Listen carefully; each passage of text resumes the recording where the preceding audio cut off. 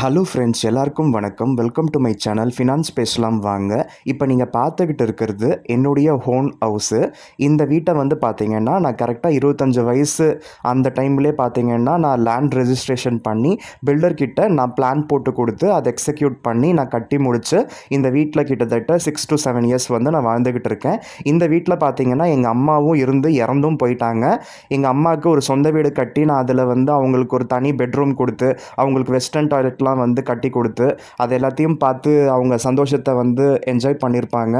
எப்படி இந்த மாதிரி ஒன்று சாதிச்சு சந்தோஷத்தை நம்ம வந்து அனுபவிக்கணும்னு நினைக்கிறோமோ அதுக்கேற்ற மாதிரி நிறைய நமக்கு வந்து என்ன சொல்கிறது, கெட்டதும் நடந்தது. அது எல்லாத்தையும் தாண்டி தான் நம்ம வாழ்க்கையை நம்ம ஃபேஸ் பண்ணி தான் ஆகணும்.